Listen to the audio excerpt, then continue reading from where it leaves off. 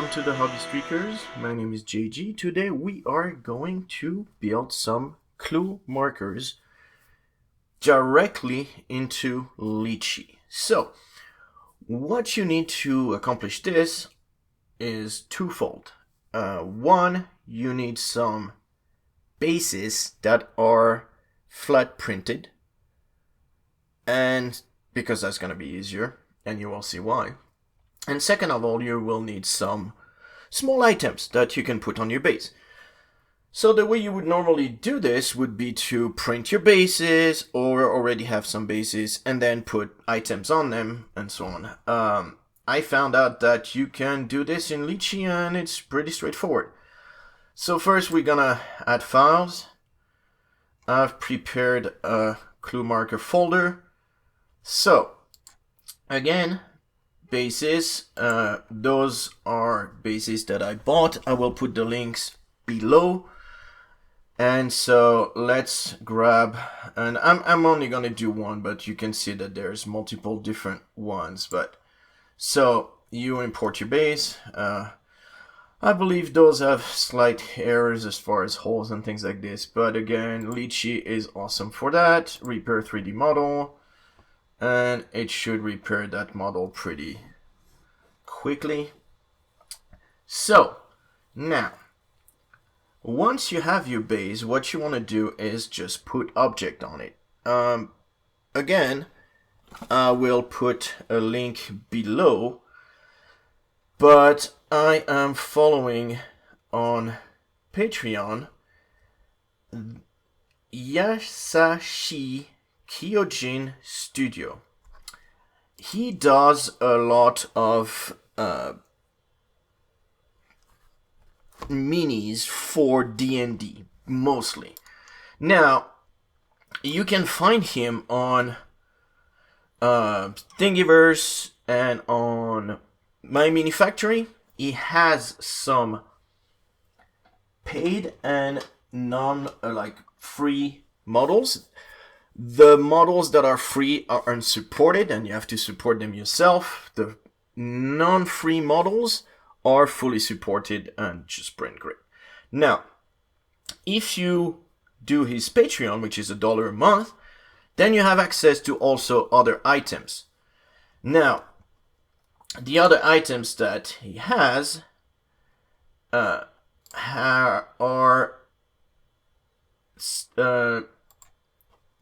little object for scattered terrain, and I've put a few in there. And so you have something like this, which is a chest that is available. You have potion rack, which is full, so little potions. You have some tombstone, you have some skulls, you have lanterns, you have things like this. So I'm gonna take like this, which is a book stack, and we're gonna put it on the base. Now, if you open it, pretty straightforward. It's gonna put it right there. Now the issue is you don't want to leave it there because it's just gonna be inside the base. So you just want to make it so that the same way that you would do on a physical piece, and it's just gonna be to grab this, use the move option, so not the arrange but the move option, so that it gives you the y-axis, the z-axis, sorry. And so let me zoom in so we can really see what I'm doing. But basically what you want to do is grab this and just lift it up. So here we go. So now as soon as, yep, here we go. So now I'm basically inside that base. We're gonna move it away from that rock. There we go. And that's it. Now you have a clue marker. That's as simple as this. Now, this I'm not too concerned because there's does not seem to be, there might be, you see there is a overhang on the side. So what we might want to do is now get into prepare. And you can do this manually. you can look at if you want to look at what could be an issue. So you can do it straight onto the base, or like you can find it so that it's, there we go, outside of the base. And here you go. You can put a couple of support here, maybe one here, and that should be plenty. Now, if you want to move this on your base because you want to, on your plate, because you want to make multiple bases, then all you have to do is select the whole thing, if it lets you do it. Come on, here we go. Select those things, and then you use arrange so that you make sure you're not moving that up and down, and then that's it. So that's one base. And now you can go ahead and again import another 3D file, which we're gonna select. So we're gonna go into the base, we're gonna select base number 2 because that was number 1, and white on the skull with a crow. So again, your base is loading, then your object is loading. Oh, well, the crow is completely, like, the skull is completely inside the base. But again, what you want to do, well, let's repair this first. And again, you're just gonna grab that crow and you're just gonna move it. Once you're happy with this placement, again, like, it's just gonna be a matter of moving it. So again, move, not arrange, so you get that z-axis available. There we go. So now let's say you want to put it on that rock. Well, then you move it so that it's on the rock. And again, you just want to, I mean, it won't matter that if this is, you don't want to put it like this because it's above, but as soon as you're slightly inside, there we go. That should be good enough to have, yeah, here we go. So now that's sitting on that too. And again, you can select both of them, do arrange, move them out of the way, and basically rinse and repeat. Now, again, this, if you go into prepare, you might find that there's a few spots. What you can do is actually select that, and so what you want to do is select only the pieces that are the pieces that you've added to the top of the base. The base, you do not want to check if there is a islands or not, but you can go into the island detector and do search for those two pieces. I'm not sure for the books, I don't think it will find anything, but it will definitely find for the crow, probably the beacon, some other places. So you can see those points better. Well, no island detection yet. Well, so no detection. Well, that's very surprising. So basically saying, hey, no problem, I can print that. Well, I'm still gonna add one to, the beak right here. And probably, well, I'm guessing the plumage should have, unless it's got its plumes in the back inside the rock already, or onto the, yeah, you see. So that's because his tail is attached to the rock. So you might wanna, let's say we wanna maybe rotate this guy so that its tail is not inside the rock. So we're just gonna rotate him a bit, and here we go.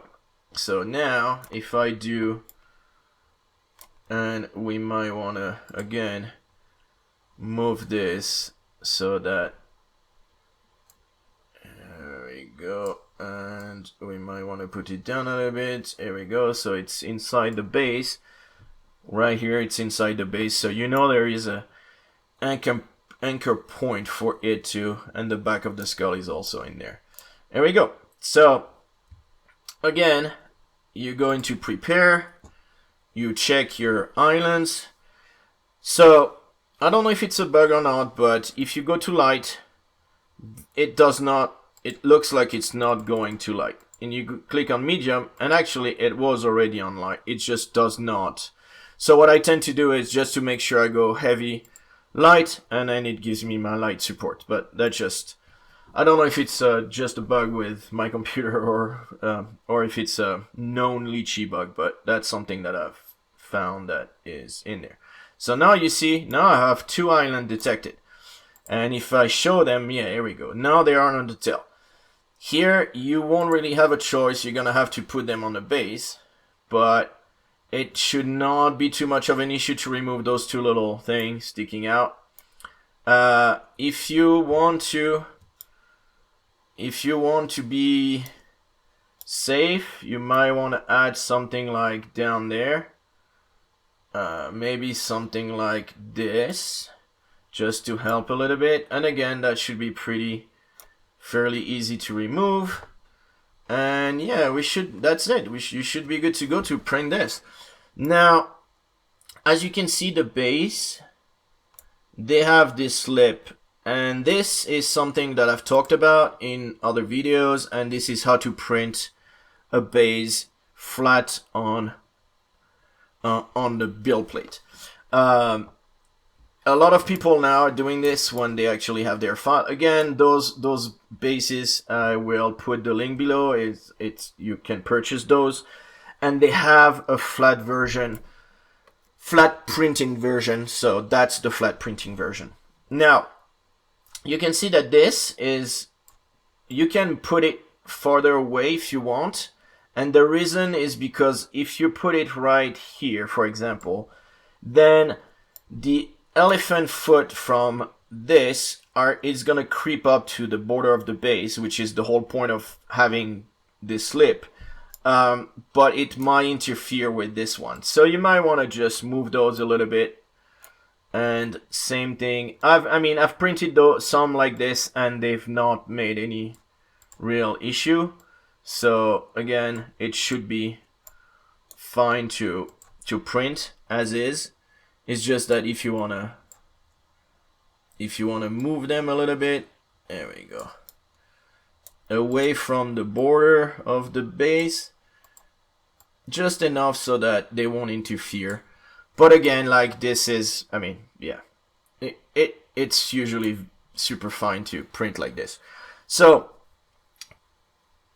once you have something like this, then all you have to do is export, and that's it, and you have your base already all made, and that's it. So again, like, nothing new, nothing really difficult to do, but it gives you a good way to print.